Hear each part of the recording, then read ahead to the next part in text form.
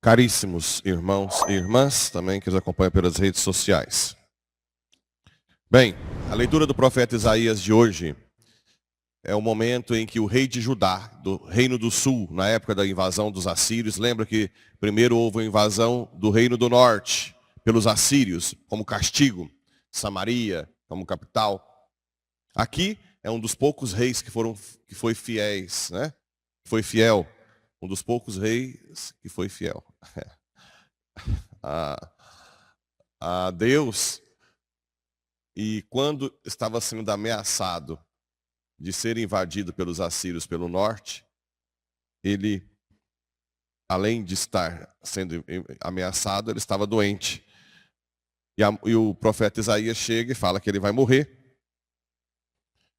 E Ezequias diz: olha, eu sou um dos reis que está sendo fiel ao Senhor, que ele me dê mais tempo de vida.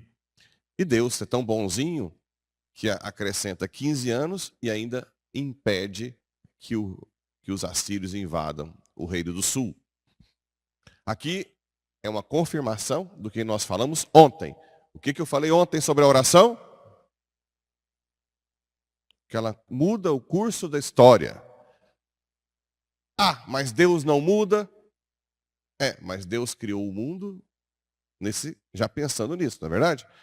Deus já criou o mundo contando que a oração mude o curso da história. Que quem não reza acaba se dando mal, e quem reza muda a sua história pessoal e muda a história social. Por isso tem juízo particular e juízo final. O juízo particular, a sua vida como um todo, e o final, a sua vida social, a consequência que se dá. Até hoje, como diz no filme do Padre Pio, um dos maiores milagres de São Francisco é até hoje inspirar santos sacerdotes ou religiosos, né? Por quê? Então, São Francisco já foi julgado no seu juízo particular e no juízo final, todo o bem que ele fez vai dar um galardão maior no céu ainda no juízo final, né?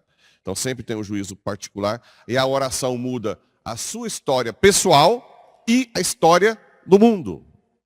Olha o poder da oração, né? E aqui e ele ainda pede um sinal e Deus muda o sol, né? Dá uma mudança lá no grau do sol para mostrar que é o Senhor de tudo. O Senhor do universo. Que Ele pode mudar. Ele é o Senhor da história. A história não está à deriva. Existe um princípio, meio e terá um fim, né? Guiado.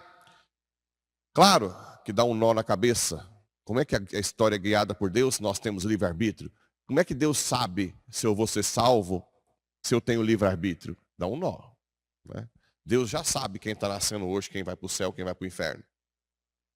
Aí parece que é programado, porque na inteligência humana, se eu faço um robô, a única forma de eu controlá-lo é se eu já programá-lo.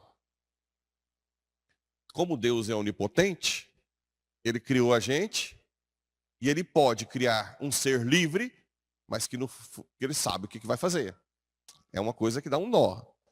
É assim, é difícil e já deu muita discussão teológica, né? Mas o fato é que isso é doutrina da igreja. E no Evangelho, a gente vê que Jesus provoca os fariseus, sai com seus discípulos para caminhar no dia de sábado, e com fome, né? Eles acabam pegando espigas para comer. E aí os fariseus, cheios, donos da lei, não se pode fazer isso no sábado. Aqui, mais uma vez, Jesus está tentando corrigir os legalistas. A questão do legalismo. A lei pela lei, né? Quando a gente vai nos locais que tem as ordens, que tem aqueles guardinhas que ficam na porta, não pode entrar ninguém, ou até... E às vezes tem situações tão dramáticas que se deveria ter uma exceção, mas não se tem. A lei pela lei deixa frio o mundo. Ontem, eu estava pensando uma coisa que eu abri a sessão. Agora foi uma exceção. Eu falei o 7º dia, antes do evangelho. Não se pode falar, não é uma intenção, depois da coleta. É proibido liturgicamente. O que é mais assim, amoroso? Deixar? Hã? Qual que é a plenitude da lei? O amor. Pelo amor de Deus. A igreja fecha às 18 horas. Aí vem o legalista fechar a igreja. Aí chega um carro que vem lá do mais longe. Apesar que a zona rural de Iporá não é tão longe. Mas veio da zona rural lá de 80 quilômetros, furou o pneu. Aqui não é 18, aqui é 19 horas. Graças a Deus, tem até segurança para você ficar até 19 horas. Aí chega 19 horas ali, um carro, um senhor todo sujo, porque teve que trocar o pneu. Nossa, nós estamos vendo de longe, porque nós prometemos rezar um terço diante do Santíssimo e furou o pneu. Então fecha 19? Sim, 19. Pá! Né? Isso é a plenitude da lei? Estou cumprindo a lei. Ou, olha, fecha, mas já que vocês vieram de longe, eu posso ficar um tempo maior com você. Ou, não, eu não posso ficar, mas eu vou ligar para alguém vir aqui para fechar quando vocês forem embora. Está errado fazer isso? Não, é a regra. Nós temos a atender. Por quê? Porque a lei, na mão de alguém, dá poder. Dá poder. Quanto menos a gente consegue ser legalista, mais amoroso a gente tem. Um seminário hoje, tem uns reitores que ficam no seu escritório, no ar-condicionado, e colocam um monte de regra. Se fizer isso, bem, senão vai embora. O que acontece? Não entra nos corações, né? Não entra nos casos particulares de cada um. Você tem que acordar às 6 horas da manhã para rezar laudes. E falta 1 a 2 dias, vai embora. Não sabe se ele está passando por dificuldades, está em crise, está com problema psicológico, não sabe nada. A lei, pela lei. Né? A lei, pela lei. Então Jesus sempre, e aí, o que o legalismo gera sempre? Hipocrisia. Porque Jesus falou que quando um animal deles cai no buraco, eles pegam para não perder dinheiro, não é? A pessoa muito legalista acaba sendo hipócrita. Ou hipócrita porque uma hora ou outra ela vai cair na sua própria lei. Né? Ela vai se entrar em contradição. A plenitude da lei é o amor. E o amor é... Eu tive um professor que me falou uma coisa muito bonita. Que o santo é a pessoa mais imprevisível que existe. Porque a tendência é de pensar que o santo é o mais previsível, que ele obedece todas as leis da igreja. Não. Guardem isso. O santo é a pessoa mais imprevisível. Porque ela sempre olha com amor. Sempre olha com amor. Né? Quando a minha avó estava na UTI, era proibido entrar muito. Mas aí, como entra aquelas influências, o chefe da UTI era amigo meu desde a época de Uberlândia. Então ele permitiu minha família de entrar. Foram os momentos mais belos da minha vida. Um dos. Tenho certeza que não contaminou nenhum da UTI. Né? Ah, mas não pode abrir para todo mundo. Não, mas na hora da morte. Por que não pode abrir uma exceção para cada um da família entrar lá na hora da morte? Olha que negócio vai... Né? Não pode. Por que não? Né? Foi quando entrou, eu ouvi minhas tias falando, vai embora, mãe, não se apega a esse mundo. Fiquei assustado, né? Achei que ia rezar para sarar. Mamãe, não se apegue, vá. O melhor que tem é o céu. Olha que coisa bela. Que marca a gente. né, depois saíram e veio um povo chorando. Não, ela vai ficar boa. Não, não. Nós queremos que Deus faça a vontade dele. Né? Então, coisas belas que poderiam não acontecer pela lei, pela lei. A lei pela lei, né? A lei pela lei. E tantas outras coisas que a gente vê no dia a dia. E Jesus diz, quero misericórdia e não o sacrifício, o amor. Qual o sacrifício que Jesus está falando aqui? É o nosso ou do Antigo Testamento? Lembre-se que sacrifício para os judeus é coisas exteriores, matar animais, né? É claro que Jesus quer o nosso sacrifício unido ao altar. Esse que vocês passam todos os dias. Por isso que a Santa Missa é importante. A Santa Missa é importante.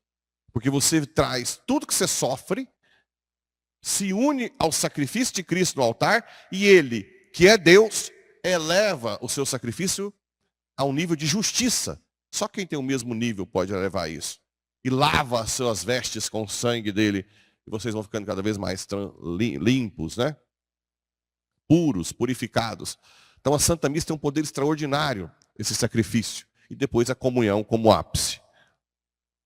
Mas fica aí a dica de cada vez mais. Agora, como viver o amor junto com a lei?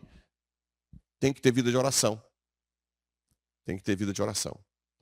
Não tem como você viver, por exemplo, a mulher que o marido critica que está vindo na igreja demais. Chega em mim e fala, padre, que tanto que eu posso ir na igreja? Não sei. Que tanto que você pode vir? Depende. Como assim, padre? Quantos por cento dos dias é o correto para o meu marido ficar bem? Não existe. Agora, você tem que a cada instante, com a graça de Deus, ver se aquele momento é propício ou não de vir. Se vai dar muito problema, se realmente existe uma certa razão ou não. Usar do tempo que você está em casa com qualidade. E também se você ficar em casa de bico, emburrado, vendo televisão, no celular, aí na hora que você vai para a igreja, irrita, né? Claro. Claro que irrita. Claro que irrita, né? Então, fique em casa sem celular, amando, dando carinho, dando amor, para que o máximo que você possa viver de qualidade naquele tempo, faça que quando você vier para a igreja, naquele curto tempo. Uma coisa eu digo, Santa Missa diária não deve ser abdicada, se você pode. Pode deixar o marido espernear. E a Santa Missa é uma hora por dia. Então, pode vir a Santa Missa, fazer sua adoraçãozinha. Né? Agora, as reuniões, participação de pastoral, você tem que estar sempre com a mente ligada no alto. E ver se o seu filho está triste naquele momento. Talvez seja melhor não vir. Ou se dá para ficar com alguém. Cada momento é o amor. Você está atento ao amor. E viver com qualidade. Né? Então não existe uma regra pronta. Não existe uma regra pronta. Existe a regra do amor. E o amor vem de Deus, a sabedoria. Você saber decidir a cada momento. Na moral católica, nós temos a chamada epiqueia, né? Aplicar o amor no caso particular de uma lei muito, muito genérica. Então que o Espírito Santo nos ajude a viver o amor. Mesmo na lei. Né? Sempre o amor. Para que não sejamos um baita de um hipócrita. Né? Quem é muito legalista quer poder e sempre vai se contradizer. Hipócrita. Muito hipócrita. Não, nós somos do amor. Que ama, que vê cada caso particular e se doa. Dá fadiga? Dá. Mas a graça de Deus pode nos ajudar. Principalmente com Nossa Senhora. Assim seja.